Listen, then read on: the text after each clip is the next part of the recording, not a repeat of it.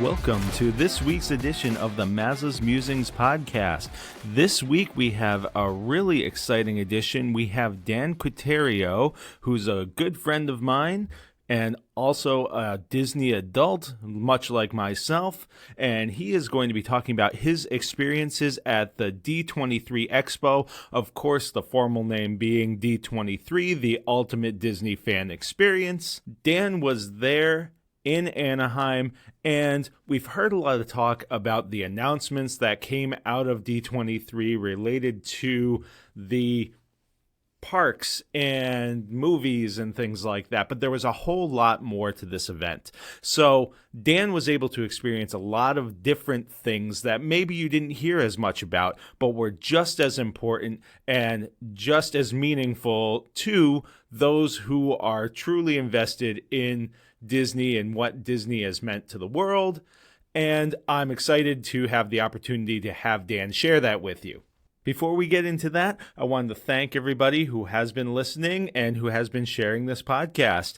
If you have left a review, thank you very much. If not, please, wherever you get your podcasts, rate and review us. It helps people find the podcast easier on whatever they are using to get their favorite podcasts. We have recently discovered Good Pods, which has really helped us discover some new and exciting podcasts that I wasn't aware of before. It has also allowed other people to find us easier. So if you're into podcasts and you're looking for something a little bit different that will help expand your podcast library, so to speak, I suggest checking out Good Pods. Also, you can connect with us on our social media. We have the mazasmusings podcast Facebook page. We are also on Instagram and Threads at mazasmusingspod. You can also reach out directly with an email at mazasmusings@gmail.com. You can also check out our website for more information on the podcast, where to find it, even listen to episodes directly on the podcast. And that is at mazasmusings.wordpress.com. Also, don't forget to sign up for our newsletter. Yes, this is a new feature that we are doing once a week on Wednesdays. We will be sending out a newsletter, kind of letting everybody know what's coming up on future podcasts, what might have been on a podcast that you've missed, other news and information. We've got information on contests, whether we're involved with them or things that we have just found out there on the internet that we think you'd be interested in, and really just trying to connect with our audience in another way. So you can go to our Facebook page to find more information on that. It's also, we now have a button on our website that will send you to the landing page where you can subscribe. I encourage you to do that every Wednesday. Information on the podcast and a little bit of other interesting stuff that we've found along the way. Now, with all that said, Dan's got some really interesting information for us and some really great stories, and I can't wait to get to it. So here we go. Donald, wake up! It's showtime! Don't forget the orchestra! Ah, there you are, and just in time.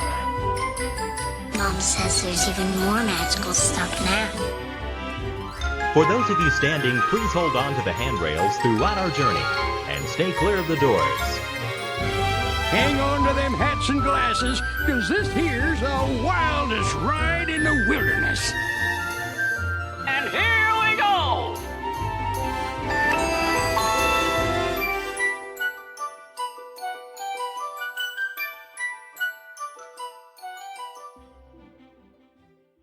All right. Well, I am here with Dan. I've been very excited to talk with Dan about his recent adventures, which included going to California for the world's longest name for an event, the D23, the Ultimate Fan Experience, or it's the D23 Expo, and also his adventures at Disneyland. Dan and I have been friends for quite a while, since my college days and his AmeriCorps days.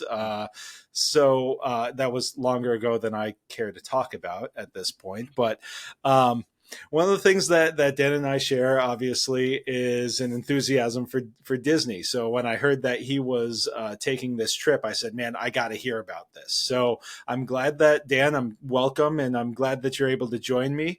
If you wanted to take the opportunity to introduce yourself to the listeners, go ahead and have at it. Yeah, thanks for having me on the podcast. I love the pod, and I love Disney, just like you said. I grew up, my Disney journey is kind of an interesting one because I grew up kind of as just like a casual fan. And then I went to college and was a communications major. And a lot of that was media literacy. And what that ultimately translated to was Disney is evil. and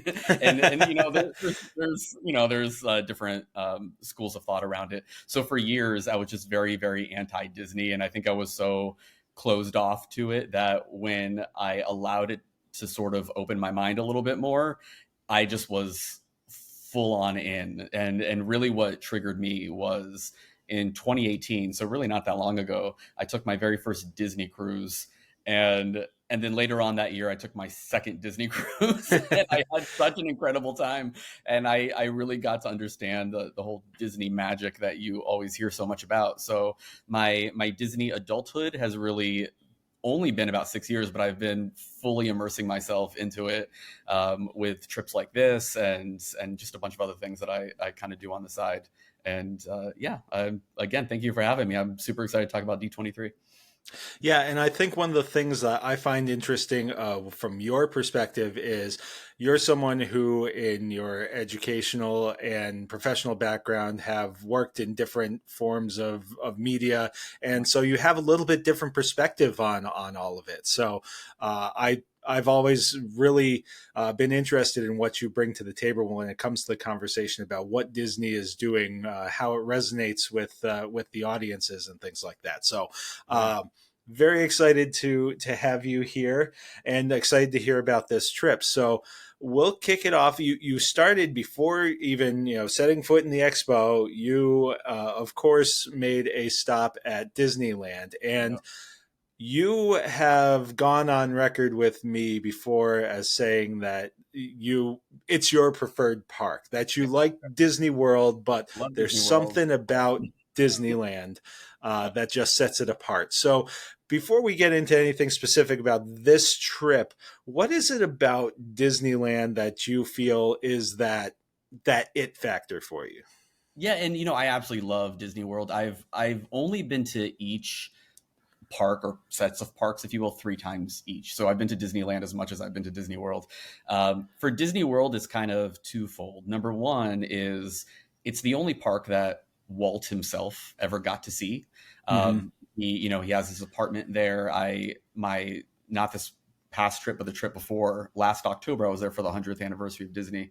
I got to do a tour of Main Street and got to go into Walt's apartment, which was really cool. So there's something about just being the OG park. There's like a special magic there. And it's also, so I said 2-prong, it's kind of 3-prong. The other is that as much as I love Disney World, it's almost too much. There's so much, and it's overwhelming, or it can be overwhelming. Disneyland is 2 parks. It's Disneyland Park, and then just across the plaza, does not require any cars or monorails to get to, is Disney California Adventure, which is their second gate. And they're both relatively small parks, small compared to Disney World, but you could spend an entire day in each one of them and still feel like you've accomplished most, if not everything there is to do. And then the other thing I really love about it is just, I'm just like you, I'm from the Northeast. So Disney World is the park on the East Coast that everyone tends to go to, my family, my friends. And I don't even remember what brought me. Actually, I do remember several years ago I went to Disneyland for the first time as I was out in California for a work thing. You mentioned I work in media, so I was doing a shoot. And some friends or colleagues really asked for this free day that we had. Dan, would you want to go to Disneyland with us? I said, before you could finish the sentence. I said, yes, absolutely. So, and I didn't know anyone who had ever been to Disneyland. So now that I've been 3 times, it kind of feels a little bit like it's my park, compared to my friends and family who usually just go to Disney World. And that's fantastic and nothing wrong with it. But there's something special about kind of laying claim to the original park on the West Coast. Now, and you mentioned that there's smaller parks that you can, spend a day and feel like you've done a lot. And I took a look at what you did that day at Disneyland. You were there from 8 a.m. to midnight, and Yeah. man, did you miss anything? I mean, looking at this list of things Yeah. that you did, it's impressive, man. You made the rounds. Yeah, when I go to Disneyland with anybody, and I was there with a friend, I make sure to prepare them mentally and maybe even physically, like weeks in advance, by saying, if you're going to Disney with me, we are going to open and close the park. We are not going to like take any breaks. We're not leaving. We're going hard, and we did. There were a lot of sleepless nights, just making sure, getting back to our hotel late and leaving early. But yeah, there were some great rides that weren't even operating that day. There were like Space Mountain was closed, and it was closed the last time I was there, last October too. So I haven't been able to do that. But there were a few things I didn't do last time that I got to do this time. So you kind of check off the list, and then they of course have some things like the Matterhorn bobsleds that don't exist in Disney World. So you get some of these special touches too. Now, one of the things that I've heard is like Pirates of the Caribbean at Disneyland is far better than the one at Magic Kingdom in Florida. Is that something that you would confirm, deny, or just say they're two separate things? I honestly don't. I didn't do it this time. I did it my last trip. I don't remember a huge difference, but it's been a while. I think it's been a few years since I've been to Pirates in Disney World. I will say when I did it in October at Disneyland, there was probably a 7-minute span when we were just sitting on the boat and nothing was happening. Like, it was moving. It's not like the ride was stalled, but there was just nothing. And I remember looking at my watch and thinking, I don't remember this ride being kind of this boring. I'm sorry to say, but then, you get into the action scenes and it gets better. So it's not my favorite ride, but it's a classic, of course. So it's one of those that you kind of have to do.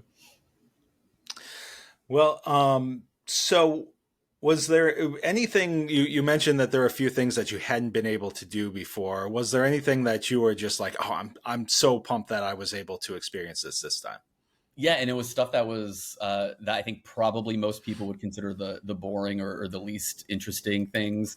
Like, I had, between the two parks, I've never ridden the Mark Twain steamboat, and it was just cool to be on that and do that. And then I think towards the end of our trip, maybe a day or two after we got back, it was announced that in Disney World they're closing Rivers of America. So I imagine the Mark Twain's going to go away in Disney World as they're building a new part of the park there.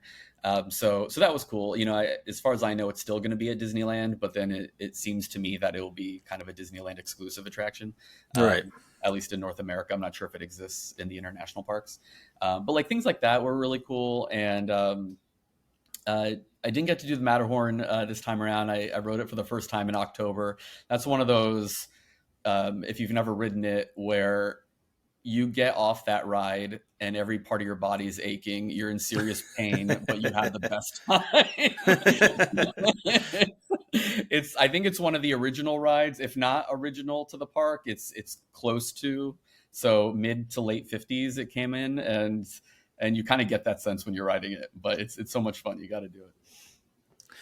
All right. So as far as your second day was your first day at the expo. And I found it a little bit funny because one of the things that you noted was lines. And I was just like, is it first time at a Disney kind of thing? But right. It seems like obviously maybe for someone who hasn't been to this kind of event, I know that listening to another podcast that I'm a fan of, the Hyperion Adventures podcast, they said pack your patience. That you'll have a great time at the expo, but pack your patience. So what were your impressions that first day? I know, the lines I'm mentioning, but it sounds like you did have a couple of fun experiences as well.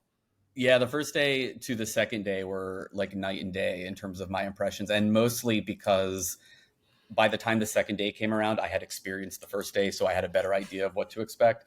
I had, as I mentioned, I'd never been to D23 before. I'd heard of it. I'd followed the news from it the last several years, like any Disney fan does. And I didn't quite know what to experience. I've only been to one Comic-Con before, and it was New York Comic-Con. It wasn't San Diego. The New York is pretty substantial, but San Diego is obviously the huge one.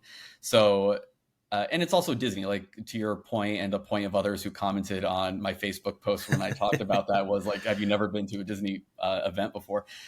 By the doors were supposed to open at 9. They mostly open around 9:20, 9:30 each day. And I will say within the first half hour of the doors opening, I've already been in 3 lines and I hadn't done anything yet. So yes, I've been to Disney parks. I know what it's like to wait in lines. I've stood in line for Star Wars Rise of the Resistance for over 2 hours before. I have pretty good patience, but this time it's like you first go in. It's in Anaheim at the Anaheim Convention Center, which is a large convention center, and you're going through security first. That's your first line and they're very, very thorough. You know, I was grateful to the work that they were doing and safety and all that. They definitely go through every square inch of your bags. And once you're cleared through that line, you wait in another line before the gates, the doors of the convention center actually open. They said no one is allowed to line up before 4:30 a.m. I was not going to do that. I got there at like 8 a.m. or so, an hour before. That first day, there had to have been thousands of people ahead of me, even though I'd gotten there an hour before the doors were opening. And it was an extremely hot day, and they had us waiting outdoors. They wouldn't allow us into like an inside waiting area.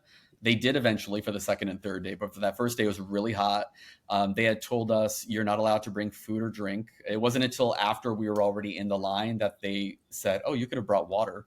But they didn't tell us that in advance. And they didn't have water either. So it was just a very miserable time waiting to get in. And then once we finally did get in, you're immediately rushing to panels, or like if you could walk the floor, of course, and there's a lot to do, and there's a lot of lines on the floor. But if you want to get to a panel, you usually have to get in line 30 to 45 minutes early, if not earlier than that, depending on the popularity of the panel. And then you're waiting in that line before that event starts. So yeah, it was just a lot of lines. The floor I just mentioned has there's a lot of really cool stuff to see there, a lot of different Disney and Disney adjacent properties. So like Hulu had a big elaborate booth. There was a big one for Avatar. A lot of sponsors were there. ESPN was there. And every one of them had, except for ESPN, where I never saw a single person. They had probably more floor space than any other booth, but I never saw anyone in that booth. I know you're a big sports fan, Chris. I feel like in the Venn diagram of sports fans and Disney fans, you're in that sliver that's in between. It became clear to me walking through all 3 days, passing that empty ESPN zone, that there aren't a lot of sports fans apparently who are also Disney fans. But yeah, so many lines on the floor, and the lines were often colliding into each other, and you couldn't really tell, is this line for that or that? It wasn't always clear. Signage wasn't really helpful or present. So that just made things complicated, even to shop. To get into any of the shops, you had to join a virtual queue. You could join starting at 4 a.m. or 1 p.m. And, you know, I was there on my phone at 1 p.m., I think the second day.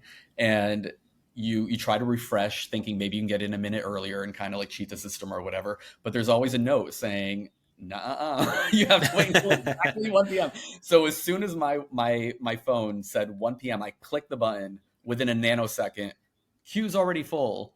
And my friend had the exact same experience. So like you had to wait in virtual lines to even shop. It was kind of funny because Disney, of course, you know, it likes to charge for things. Right. And here's a situation where it's like they don't even want my money to buy stuff.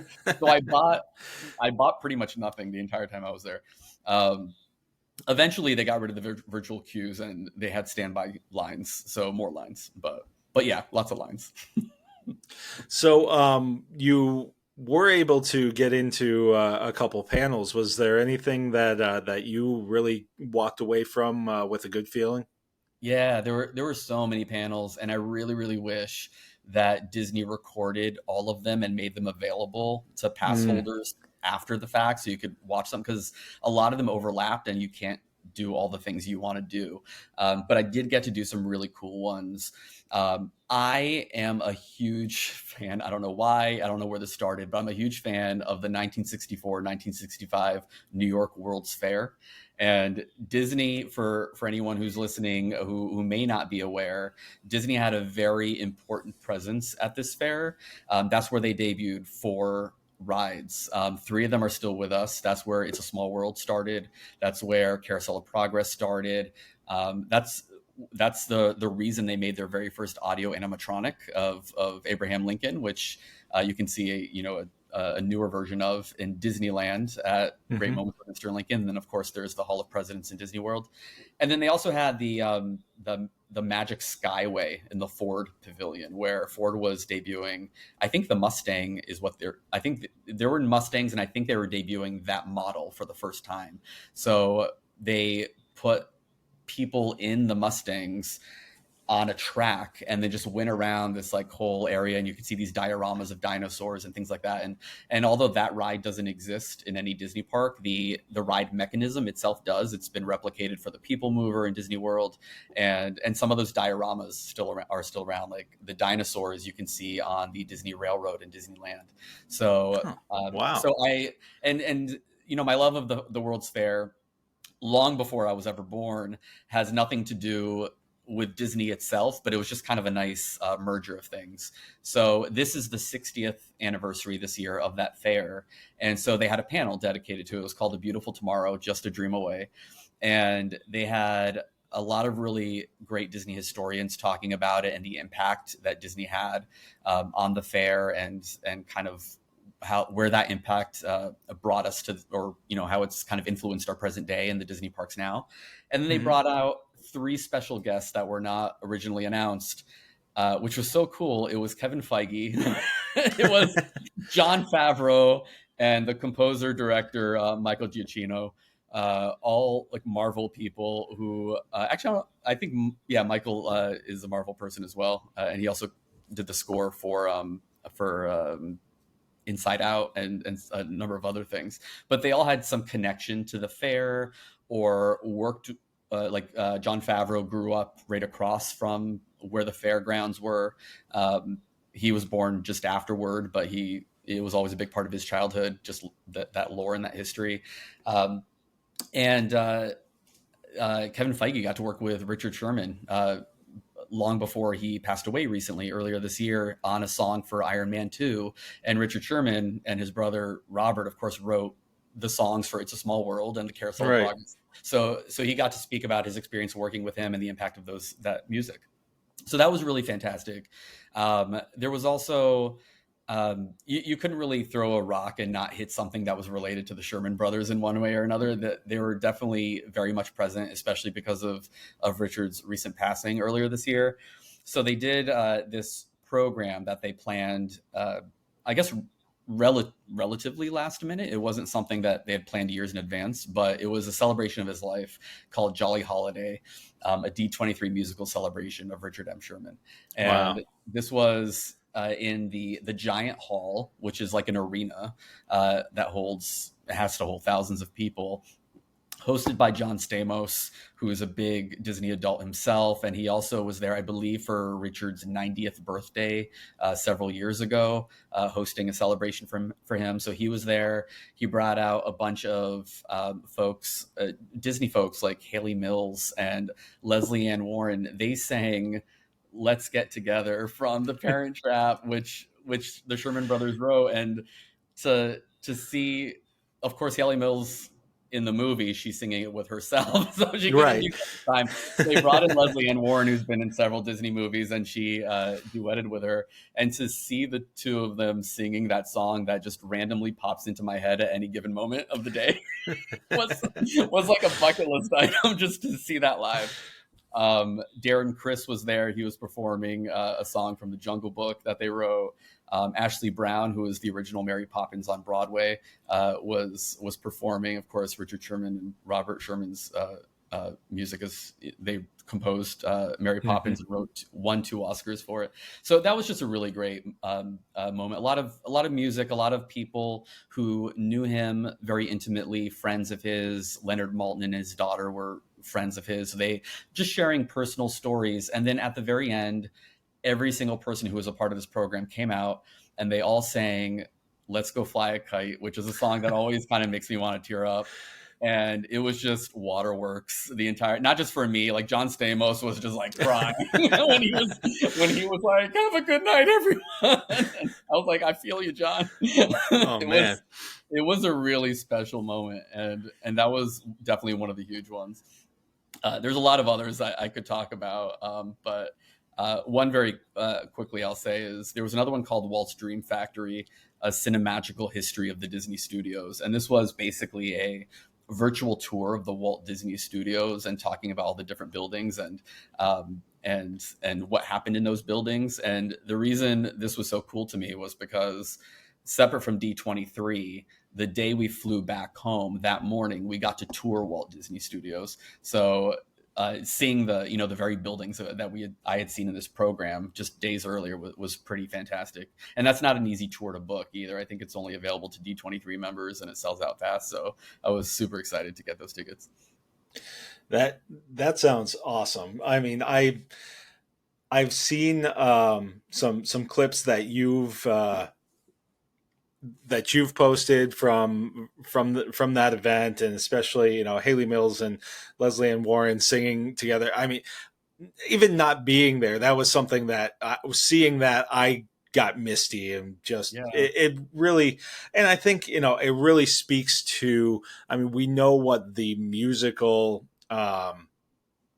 the musical legacy that the Sherman Brothers left behind, but seeing the emotional connection that people have to the music and the movies and by extension the man and the people who worked with him and got to know him and the connection and true love that they have for him, just really, I think it was all accentuated really in just a fantastic way with from what I saw.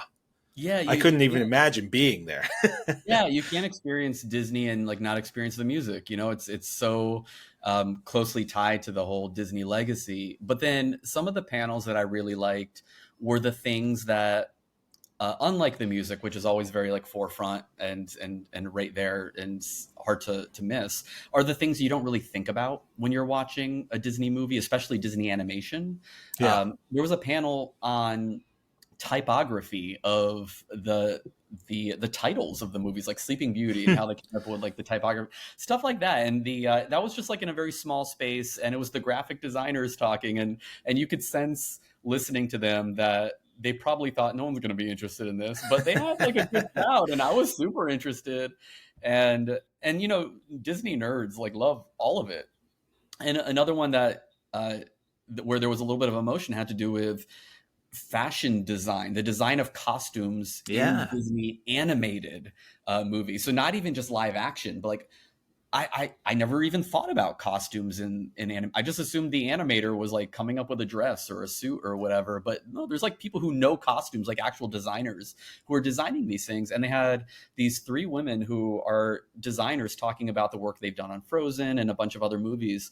And one of them got emotional towards the end. And I really felt this. She was talking about how really the lasting impact of the work that they do, even though it's something that, you or I, any regular person watching a movie may not think about.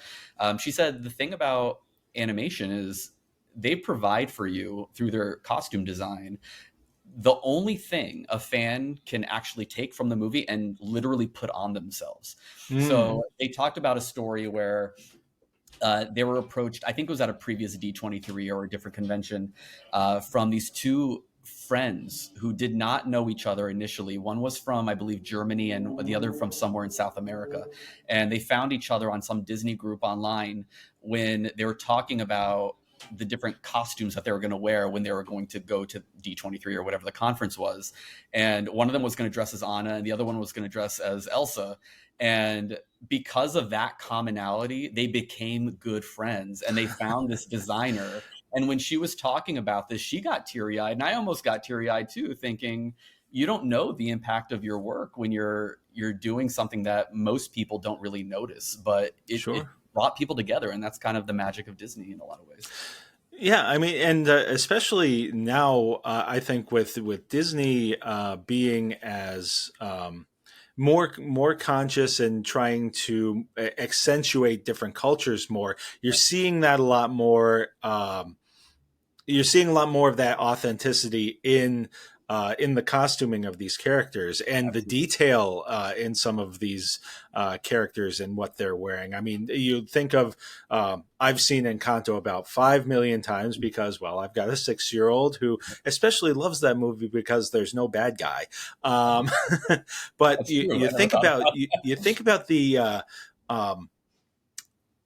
level of detail there is, like in Mirabelle's dress, and the just the way that they have been able to translate real world culture in such a unique way, and in a way that helps people understand and appreciate these things in a different way and a more authentic way, is very cool. Yeah, it's all in the details. That's why Disney's so great. And they talked a little bit about that too. The trips that they would do, going to Norway to scout out for Frozen, see how people dress. And that goes back to Walt's days in the 1940s when Walt and El Grupo went down to South America for I think it was like 3 or 4 months to get a better sense of their culture and what they're wearing and how they and how they act and speak and all of that. And that eventually turned into a couple of movies. They actually had a panel on that too, but I unfortunately wasn't able to attend it. But that was another one that I'm sure would have been cool. Yeah, and that's something actually I was just listening to a podcast. I mentioned the Hyperion Adventures before. They just did a podcast where they talked with a group, the Hyperion Historical Alliance, who just did a monograph on that trip. And it was there's a lot of getting back to this conversation about authenticity of culture and things like that, and a really interesting discussion that they had about the significance of that, not only for the company but U.S. relationships with that portion of the world. And we're getting a little off topic here, but there's a lot of these little these things that Disney nerds like you and me love to dive into. And I think that things like the expo allow that to happen and allow access to things that I would think you normally wouldn't have ready access to. Absolutely. And very quickly on El Grupo, I will mention, if anyone who's listening isn't aware, there's a really great documentary on Disney Plus called Walt and El Grupo that's all about this trip. And you're right, it was kind of like a diplomacy mission also.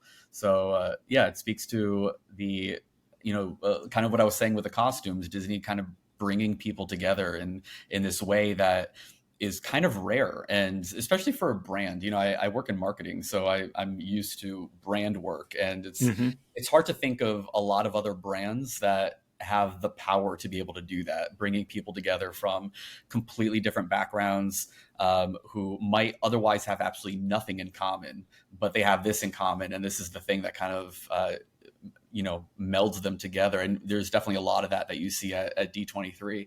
They have these meetups. Of course, everyone's decked out. I did a little bit of my own Disney bounding, but I did not do anything crazy like a huge Prince costume or anything like that. But they definitely had a lot of people walking around like that. And they had meetups specifically for those people. They had the Mouse Parade, which is the costume contest. But then they had these meetups where I didn't go to them because I wasn't dressed in this kind of way, but I think they were even themed, if I'm not mistaken. Like there may have been one that was like the Disney villain meetup, where all the people dressed like villains can get together and just take photos with each other and kind of get to know each other. And I just thought that was really cool. Just they're kind of both actively and also passively bringing people together in a fun way. Now, one of the things that you said that you were able to attend and be a part of was the Legends Ceremony. Yeah. And I can see by the smile on your face that obviously that's a big deal. But talk a little bit about that and your impressions of that. And was there anything in particular that was a big takeaway for you? Yeah, and I won't go into the details of getting the tickets to D23. I will, because that's its own challenge. I will say that I went in, and this is one of those things where, again, I'm a relatively new Disney adult, so there's a lot that I'm learning as I'm going along, but there's people who have been doing this for years and years, and they write blogs about it, and a lot of people, I think, from kind of my experience, kind of keep things close to the chest too, I think, so that other people won't learn their tips and tricks. So I went in with an idea of the kind of ticket I wanted, which was the 3-day pass for the convention center, which also included all 3 nights at the Honda Center. This was the first year at D23 where they did the big showcases and the Legends Ceremony at an actual arena and not in the convention center itself. So those tickets sold out the fastest. And by the time I was again, it was a virtual queue. So by the time I was let in, they were all already gone. So long story short, we ended up with too many tickets and we had to sell a couple. But the one thing I really wanted to do, I wanted to do the 3 days of the convention center, but of the night events, the one thing I wanted to do more than anything, more than the showcases, was the Legends Ceremony. Like I'm sure a lot of people who listen to the podcast, I devoured the Imagineering story. I devoured Behind the Attraction on Disney Plus, and just watching those. The Imagineers are like superheroes to me. In fact, actually, just 2 days ago, I think, or yesterday, I went and picked up the Imagineering story. Awesome. Which is, I'm probably not going to read it anytime soon because you can see how thick it is. But this is the book that the Imagineering story docuseries is based on. And I didn't have that prepped. It just happened to be sitting right next to me. And Joe Rohde was one of the people who was being inducted, and he is the Imagineer. If anyone who's seen those series would be familiar with, he concepted Animal Kingdom. He, along with her name is escaping me at the moment, but some other folks put together Aulani, the Disney resort in Hawaii, which is another huge bucket list item for me. And he speaks with such passion about the work, and to the point you just made, actually, about authenticity and making sure it's not just like the theme park version of these animal environments, but rather actual animal environments that are real and authentic, and to the point where like actual animal experts are praising it and not, poo-pooing it like some might for other parks. And so he got inducted, and that was really cool to see. And there was also Mark Henn was another inductee. Mark Henn he's the animator that I guess they call the princess guy, because he designed all the big Disney princesses, or many of them, within like the modern era, relative modern era. And presenting him with his award were Jodie Benson, the original voice of Ariel, Paige O'Hara, the original voice of Belle, Anika Nani Rose, original voice of Tiana, Linda Larkin, original voice of Jasmine, and Ming-Na Wen, original voice of Mulan. All of those women came out at the same time. They got one of the biggest pops of the night in this huge arena with thousands and thousands of people. I can't imagine any other experience where you can put all of them together. And they presented the award, basically this Hall of Fame induction to Mark Henn, which was this just incredible sight to behold. And then there were a lot of other big legends brought in, like Harrison Ford and Miley Cyrus is the youngest ever legend, and Jamie Lee Curtis, and a lot of big celebrities like that. Kelly Ripa was another one. The one I think that impacted me the most is the one that probably no one's ever heard of. It's a woman named Martha Blanding, and she worked in corporate at Disney, and she worked there for decades. And it was just one of these stories where she like started as a tour guide and then built her way up. And she seemed so humble, and she worked for this company, I think, for 40 years or so. And because she worked in corporate, and I think the reason I it really took to me was because I'm a corporate person, Mhm. and we're not the ones who get honored usually and get the awards. Like it's the creatives who do, it's the actors and those folks. So the fact that she was just a person who I kind of saw myself in a way, who got this award, and she worked specifically at Disneyland. She did events in Disneyland. So they brought out the Dapper Dans and they did a performance for her. And then I think there was a band that came out. They really did it up for her. And I think I was probably just like weeping from start to finish, that this just like really sweet, normal person that no one's ever heard of was getting this incredible reaction and celebration that was probably overdue to her. So that was just a really special moment. And she gave a great speech too. So the whole night was just incredible. I was up there in the nosebleed seats, but it didn't matter. It was I was in the same room breathing the same air as Harrison Ford, so I can't complain. And John Williams too. He got right. Why wasn't he inducted years ago? He's finally there. So he wasn't there. He was inducted, but he wasn't present for the ceremony. But he did compose a score based on the score, kind of stitched together scores that he's famous for, specifically for the event. And the Legends Ceremony was taped for Disney Plus. I'm not sure when it's gonna broadcast, but it will be available for everyone to watch. So I'm excited to rewatch it. I'm excited to watch it. That sounds great. That sounds like something that, I'm gonna need a box of tissues there for, because Absolutely. Oh, wow. So I don't know if there's anything that could top that, but you still had a few days left of your trip. Yeah, after the 3 days, and like I said, by the end of the first day, I was questioning, is this worth the money? Because I kept just thinking about all the lines. And then by the second day, I was like, yes, it is. And I think I would definitely come back. And I just you kind of sort of submit yourself to it. And you go in, I think, with the expectation that you will not experience everything. So like, don't even put that in your mind before going in. That would be my first tip for anyone who's listening who might want to go in the future, who hasn't already been. Don't expect to experience everything. It's impossible. There's just too much going on.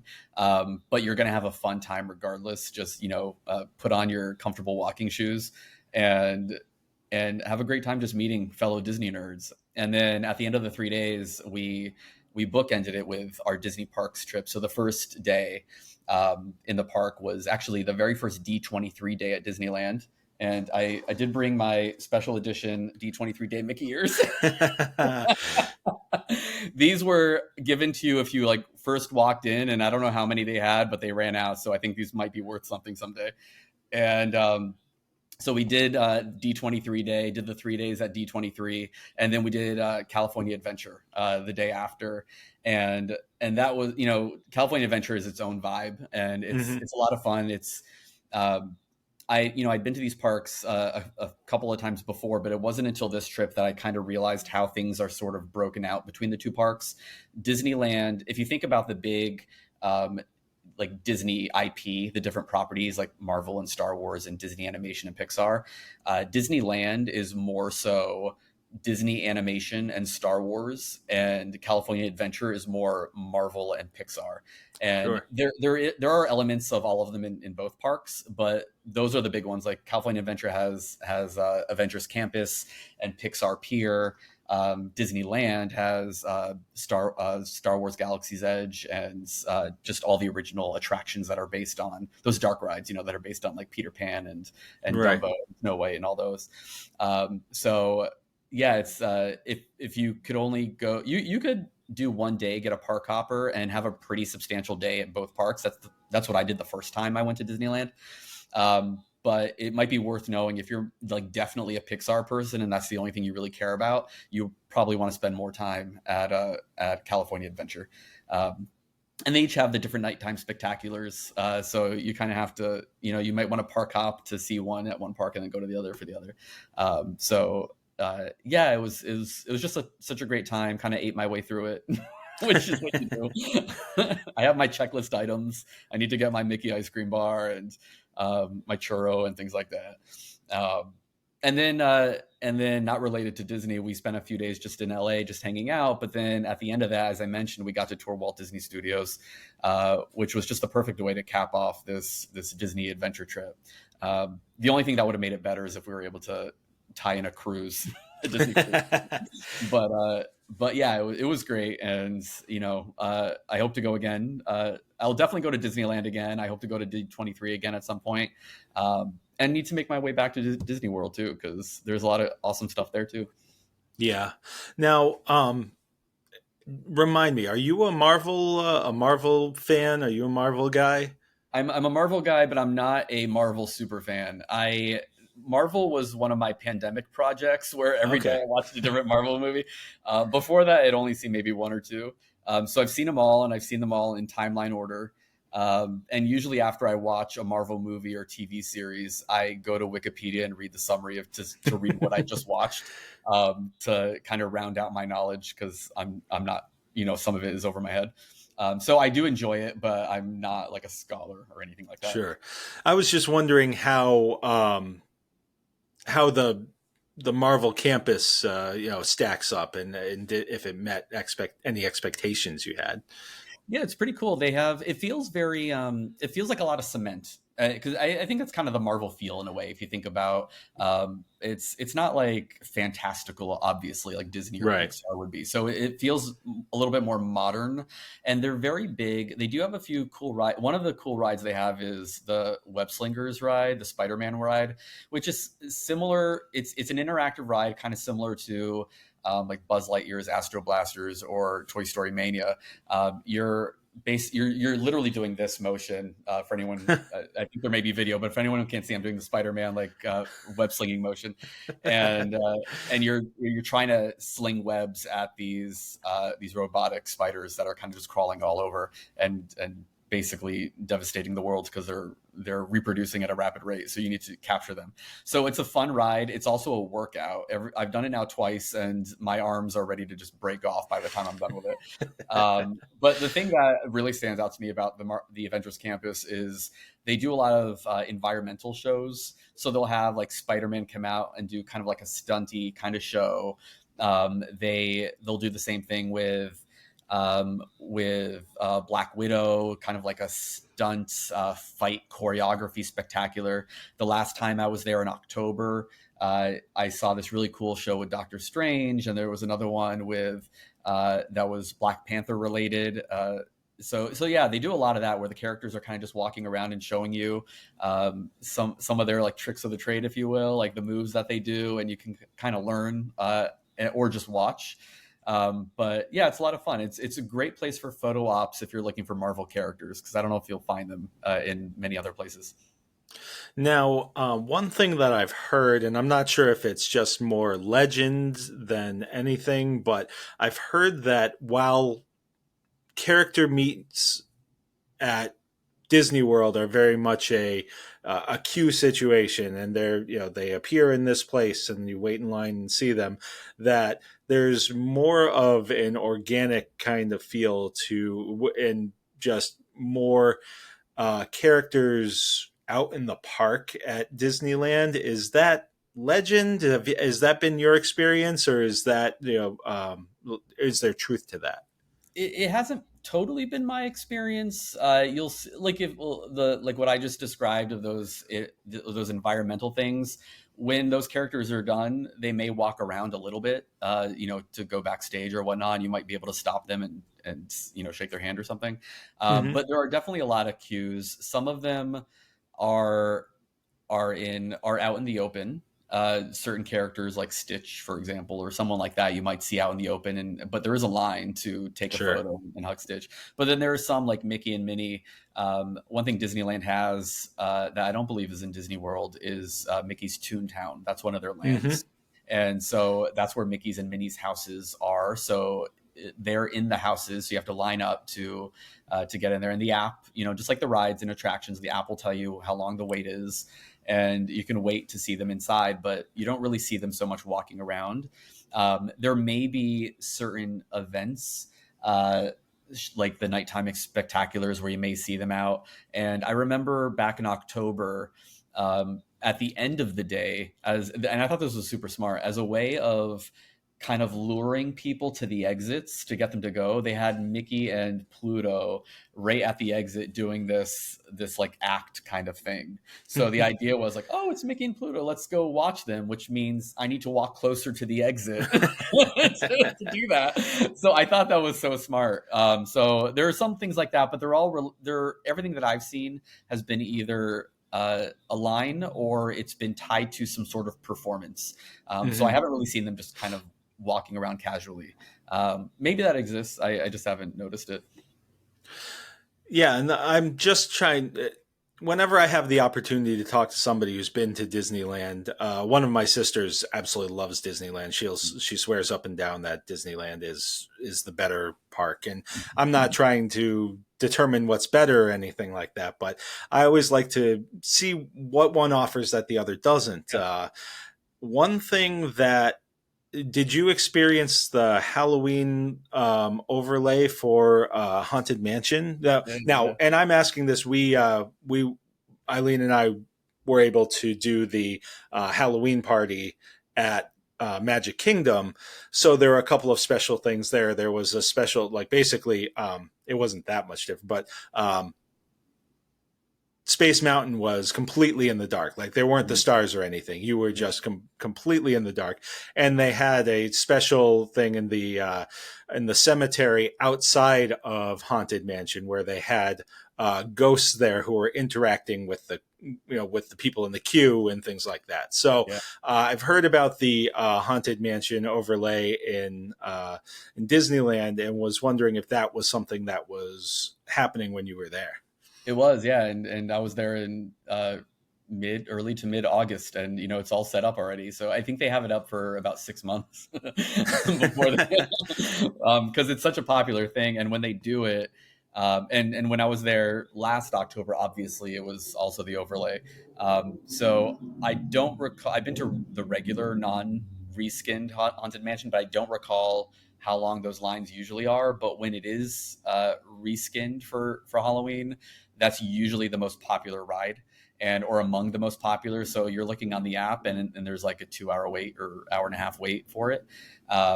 When I stayed on property, not this time, but back in October, and I'd been like scouting out the app in the weeks beforehand to see what rides were the most popular ones.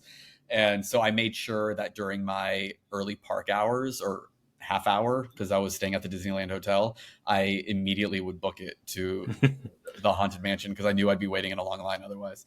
But yeah, it's a really cool one. I think I got there at the very beginning of this overlay. I think it started in early August, if I'm not mistaken. And it's a lot of fun. And I know this from watching Decorating Disney. So if anyone who's familiar with Decorating Disney, you'll usually see it on Freeform during 31 Nights of Halloween. There will often be a special, and it's an outdated special at this point. They show it every year, how they redo the parks and the cruise line for Halloween, and then they also show it for 25 Days of Christmas for the Christmas overlays. And so you learn a few things about Haunted Mansion because that's obviously a very appropriate ride for the season.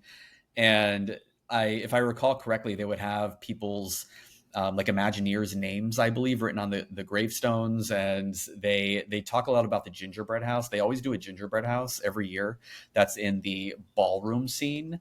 And there's always a little hidden Mickey in there. I've never found it, but I've been told from these specials that there's always a hidden Mickey.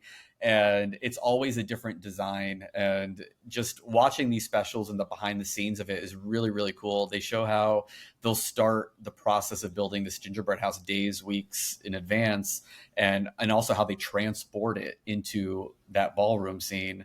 And when you're in there, when you're in that little car and you're riding through, the entire ballroom just smells like gingerbread, and it's absolutely beautiful. And the house itself this year was kind of this like mad scientist lab kind of motif. And there was some movement to it, and it was just, there were lights and like levers on it on this gingerbread house. It looked so cool, and it's all edible. It's I don't think there's anything on it that's not. So just seeing that stuff is really cool. And because it's a Nightmare Before Christmas overlay. So that's why it's around for so long, because they keep it through Christmas also. So it's playing up both holidays, which kind of makes it double as special. Wow. So you also mentioned that you did get to see Walt Disney Animation Studios. Yeah.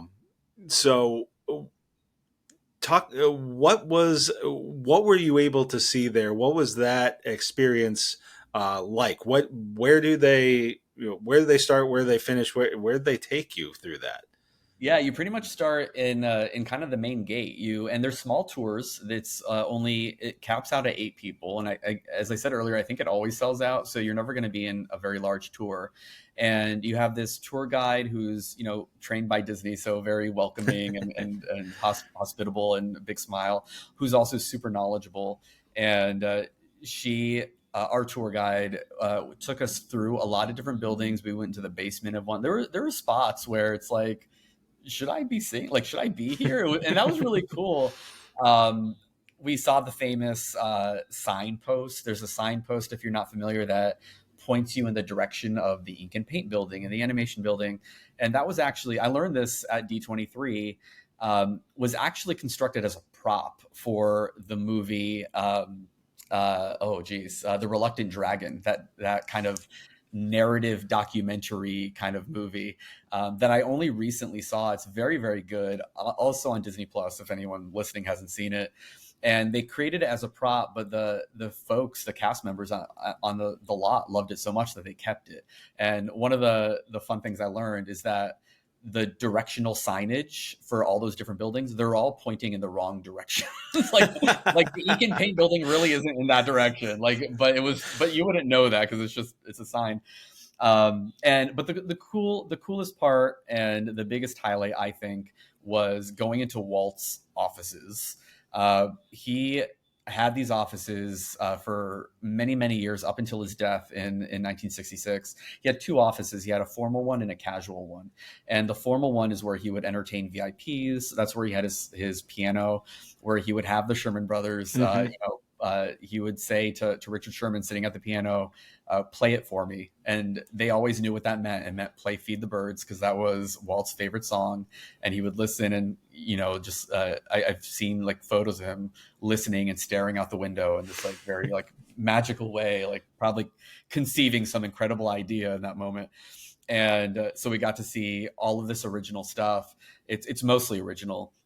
And then we got to see his more casual office. I forgot what they called it, but there's a kitchen there. It's fully stocked with V8 and Spam, which were things that you really love to eat and drink. So that was a really cool thing. Like there were some details that were really fun, like his desk in that casual office.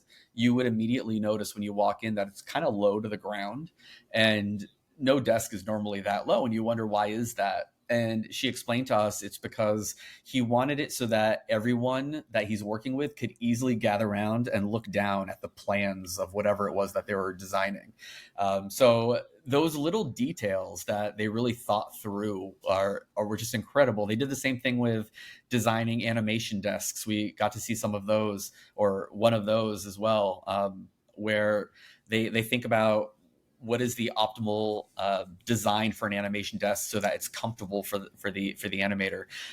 There's a building that has the animation building, which is the building where his offices are in, has these sort of 8 prongs. It's kind of designed in a funny way. And the reason for that was to let in the light so that all the different areas of the building can get like equal access to light, because that's better for animators. They talked about how, and actually, I think this may have been at D23 during that panel specifically about Walt's Dream Factory, his studio, how if you look at an aerial view of the entire studio, it's kind of off kilter. It's almost at a diagonal. And they did that purposely, again, because of the motion of the sun, to make sure that the light was shining into the windows like at the right times or whatnot. So it was kind of off the grid a little bit and askew, which is very interesting, those details they put into it. So just getting to experience that. And then we got to hold an Oscar, which was fantastic. And he's Walt himself has won more Oscars than any human being in history. I think it's like 26 or 27. And we got like, enamel pins are a big deal in the Disney world. I only recently started collecting them. So we got a couple of pins. One of them is you only get if you get to go on this tour. So kind of similar to my D23 Disney ears. They feel like a special edition kind of thing. And she told us, like most people don't like to trade these because they're kind of special. So I got my D23 Walt Disney Studio tour pin. And what it is the original Walt Disney Brothers Animation Studio logo, which is really cool. So I don't just love Disney. I love like the movies and all that. Of course, I love all that and the parks and the cruise line, but I love the history also. So yeah, I'm currently reading a biography on Walt.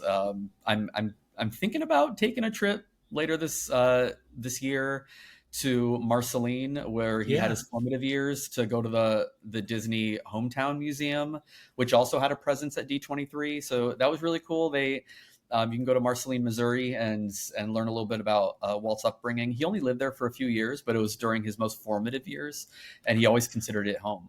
So I think I seem to recall like he called that like his boyhood home. That was the place he got to be a kid, really. Absolutely. And I remember reading a story in this biography about how like he drew, I think it was a horse, and just gave it, I read this a while ago, so I may have my facts muddled a little, but I believe it was a picture of a horse that he drew and gave it to the town barber or something, and who kept it. And it was like the first illustration he had ever drawn or something like that. It was like, it's like super historic, and he did that in Marceline. So hopefully I'm not mistaken there, but I believe that to be true. All right. Well, it sounds like you packed a heck of a lot into this trip, a lot of great memories. Yeah. Is there anything that we haven't touched on, or anything that, as you were talking, was just, I forgot about that you would want to mention? One thing, while you're thinking about that, I love that tidbit about the desk. Because it really speaks to me a lot to, Walt Disney's name is on everything, but there was such a spirit of collaboration, with not only with the studios, but with everything that he did. He was looking to get the best and the brightest. And there was never a time where I think, listening to other people talk about having worked with Walt, or having talked with people who have worked with Walt, that he operated like he knew it all, and that there wasn't going to be any debate on something. There may be something that he would have wanted, but he would put it out there to his team to, he put his faith in them to figure it out. And put his faith in them. He never gave them an assignment that he didn't think that together they'd be able to solve. And so that story to me is just so emblematic of that entire spirit. Yeah, Walt had great vision, but he also had the right mindset to surround himself by other people, I think, who also had great vision and knew, when an idea was a good idea versus a bad idea. And I think they collaboratively worked on it together. And kind of one of the examples of that, going back to the World's Fair, is It's a Small World. I remember learning about this recently, how they only had like 8 or 9 months to build it. It was towards the end. They had spent a long time working on the previous projects, and the Imagineers immediately wrote it off and said, no, we can't do this. And Walt said, no, we absolutely can do this. And he worked with them together to problem solve, to pull this thing together. And then of course worked with the Sherman Brothers to create that iconic song. And now we have it to enjoy. And I believe it's the only ride, or one of the few rides that I believe is in all 12 Disney parks around the world. There may be one that doesn't have it actually, but it is so well known and iconic that if not for Walt's kind of driving that forward and bringing the right people together to make it happen, we wouldn't have that. To answer your question, one other thing that stood out to me, and it ties back to the World's Fair, is that Ford ride, the Magic Skyway with the Mustangs. they had this really cool display of, I don't remember how many, I think it was a couple dozen cars from Disney movies that were there, or not just movies, but movies, TV shows, just these iconic cars. They had the A-Team van. I don't know if you remember the A-Team van. Like, I grew up watching the A-Team. It was that black van with a red stripe that was there. They had the Muppets, Dr. Teeth and the Electric Mayhem. Their van was there from Muppets Mayhem, the TV show. So there was a lot of really cool cars, but the one that really stood out to me, and actually the one that was kind of on a podium, which was interesting, was an original Mustang from that 1964-65 World's Fair ride. And I learned that what they did, and it was during that panel on this, when they were done with the ride, they took those cars. They didn't have motors in them because they would have been too heavy, so they took the motors out. But they put motors back in them, and then they just sold them. so you could, like, there might be people out there now who own like a car that was a part of this ride and had like no mileage on it or very little mileage on it. But that car, just seeing that, it's a classic 1966, I guess, Mustang convertible. We may have seen them before, but just knowing the history that's tied to that car, and it was a part of not just Disney history, but that World's Fair history that is just so cool. And I got to tour those. I live in New York City, so I got to tour those fairgrounds. Which is Flushing Meadows Corona Park in Queens. I did that a week or two before this Disney trip, so it tied everything nicely together. Now, you talking about kind of connected with the World's Fair and Small World, kind of circling back to that collaboration thing that we were talking about, was a story that I recall is that Walt originally wanted this to be something that was that was playing different countries' national anthems. Yeah. And it was, it may have been the Sherman Brothers themselves who came to him and said, "You're just going to have like this just mess of sound if you do that. We need to have something that, that ties this together musically." Mm-hmm. So, that was another, the Sherman Brothers came up with, basically, love it or hate it. It's one of the most iconic, iconic songs, in entertainment period. You don't have to be a Disney aficionado to hear that song and know exactly what it is and know the words to it. Yeah, it's a smart song too. Yeah, you're right. They came forward and said it needs to be around. That's the only way this can kind of work and not be this cacophony of all the different national anthems. So they wrote this song, and I just think it's got multiple layers to it, and that's why I'm on the love it side of it, because the more you think about it, or the more I think about it, the smarter I think it is, because it's a small world means so many different things. On the surface, it's a children's ride. It's children of the world. The reason it was created for the World's Fair, it was for the Pepsi Pavilion. Pepsi was, I believe, a sponsor of UNICEF. There was some tie with Pepsi and UNICEF, and they wanted to do a ride that had to do with the children of the world to tie back to UNICEF. So this is what they came up with. And so it's the small children, but then also when you're going through the boat and you're going into all these different rooms, it's all contained. You're not literally traveling around the world. You're in a building. Everything is kind of brought together, and it kind of is emblematic of the idea of the smallness of the world. We have people, right, representatives, even though they're animatronics, they're still representatives from all these different countries that are kind of brought together. So they're small, they're children, but it's a small world. We kind of like that. Going back to that, the idea of the costumes and those fans from Germany and South America coming together. And that's, again, it's that magic of Disney, is just the power to make the world smaller and bring people together. It's, like I said earlier, I can't think of any other brand that has that magic.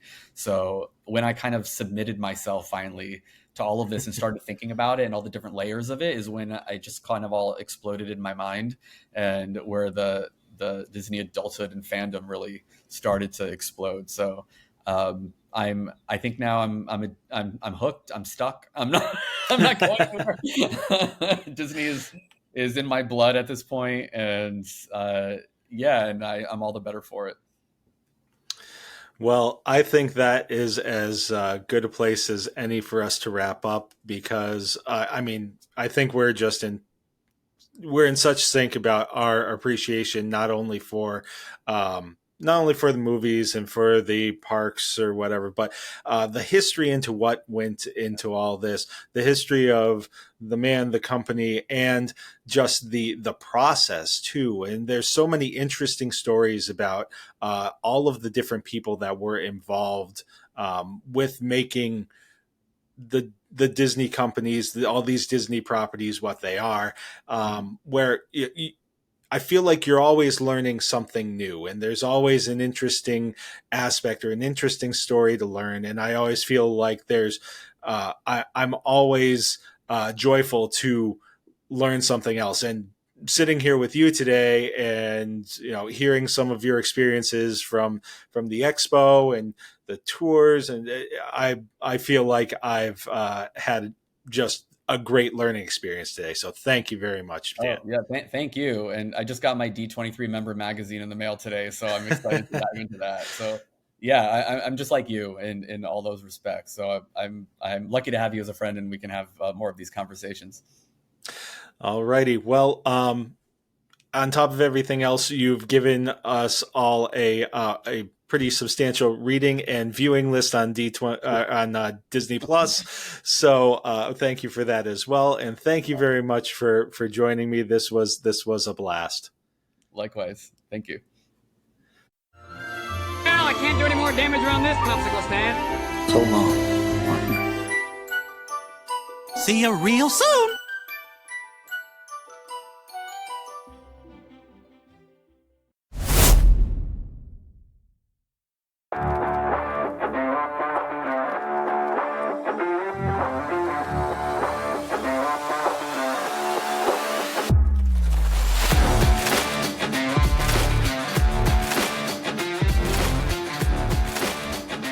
Well, thanks very much for listening to this episode. That was a ton of fun. Dan had so much insight and so many great stories to share from D23.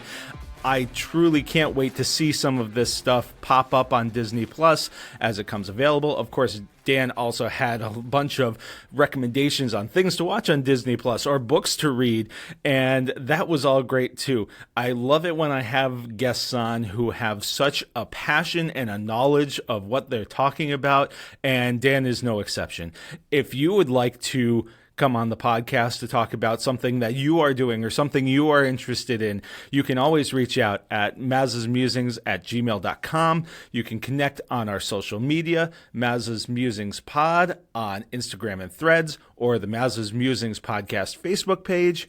You can also go directly to mazasmusings.wordpress.com. That's our website, and there's all kinds of information there on how you can get in touch with us. I just had a great time with this podcast, and I can't say enough about it. And of course, if you are thinking about taking a trip to Disneyland, Dan is a great source of information, but you know who else is a great source of information and can really help you with that trip? It's We Do Travel Right. We Do Travel Right provides that concierge level service as an earmarked gold producer and a certified Disney planner. They will take the stress away of your vacation planning and really just get you to vacationing. Of course, whether it's a Disney vacation, a Universal vacation, going to an all-inclusive resort, or going on a cruise, We Do Travel Right has experts for all of it, and all of their services are free. Yep, they're free because the companies build the price of an agent right into their pricing. So you're paying for one whether you use one or not. So you might as well use one. If you're looking to get your next magical trip started today, go to wedotravelright.com/Maza.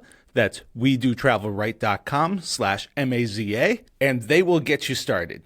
As I said before, thank you to everybody who's left a rating and review. If you have not, please do so. Please don't hesitate to reach out on our social media or via email, as I mentioned before. And as always, thank you very much for listening.